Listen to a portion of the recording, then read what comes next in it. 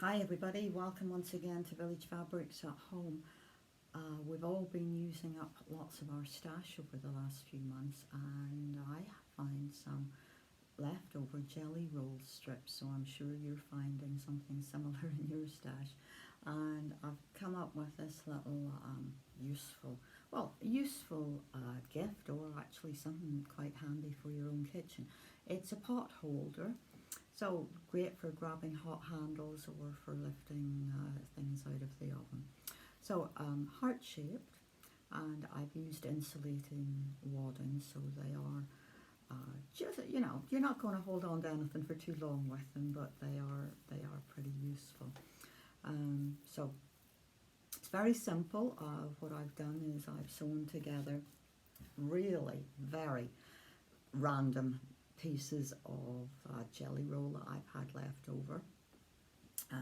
You need a bigger piece for the back, so I've joined 4 pieces together here, and this is a much smaller piece for the 2 fronts.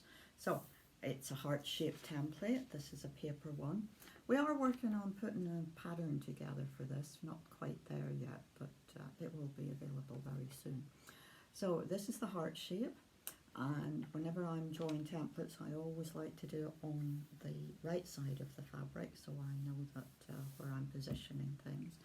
And this is one of the occasions whenever jaunty angles really look good.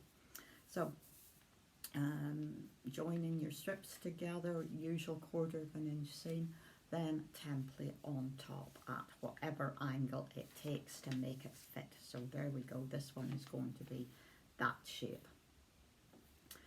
And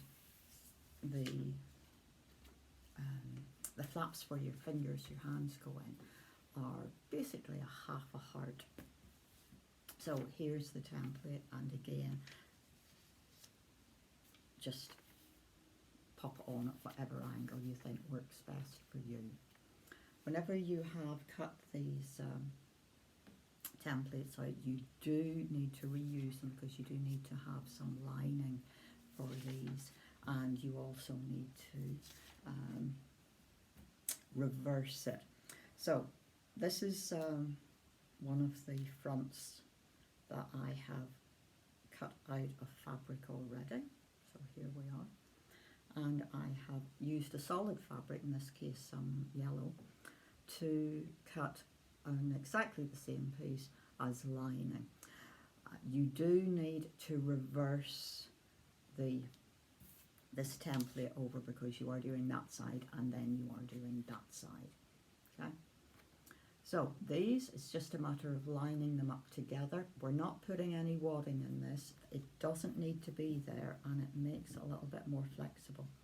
So all that I'm doing with this is wrong sides together, putting a couple of pins in to hold it in place, because there we go. And you are then going to take some binding. So again, you could use the yellow if you wanted. It's just, I'm a blue girl, so I've gotten a piece of solid blue available to me. So to fasten the 2 pieces of front and lining together for this part, you need to be putting some binding down that edge. Yeah, so normal procedure, double binding, so 2.5, 2.25 inches folded in 2, raw edges matching up with raw edges, all of it together. I didn't cut this until I had actually it stitched in place and had turned it over, so that I knew I was cutting the correct length, because you do have that slight curve at the top and a point at the bottom. So having joined your binding on, you're going to turn it to the lining side and hand stitch it in place, so you're going to have 2 pieces. And these form the back of your, so with the main part, what I've done is I have, in this particular one, I just have 3 strips of fabric, but they have been layered up on top of some insulated wadding and lining fabric. A question I'm often asked is there a right side and a wrong side to the insulated wadding?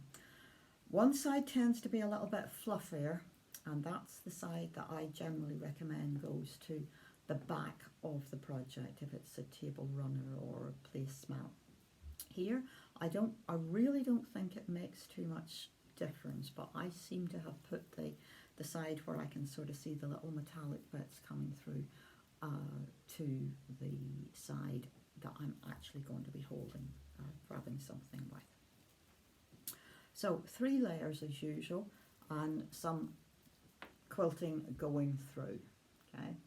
So just simply enough to hold it in place. I've just done some straight lines down through here.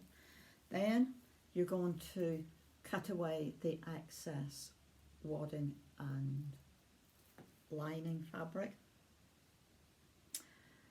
Then it is a matter of, you will be at this stage,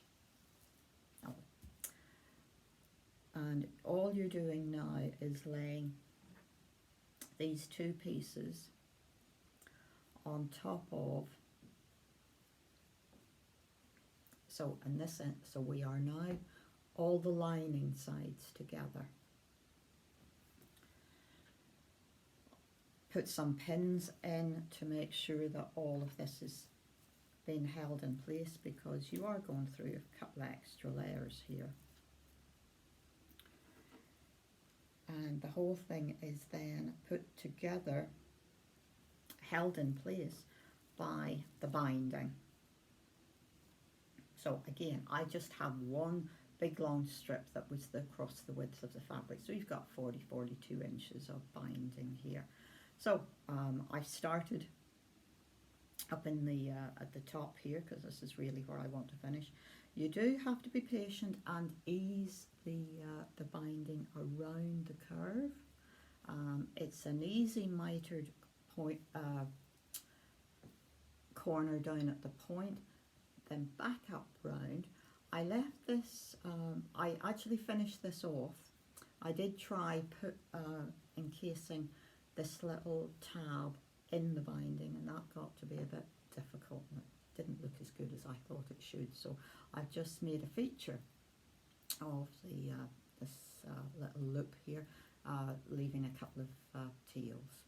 So there you go, another novel way to use up some leftover fabric and get a start on birthday presents and, dare I say, Christmas presents. I really do hope I'm going to see you soon, so take care and thanks for joining me.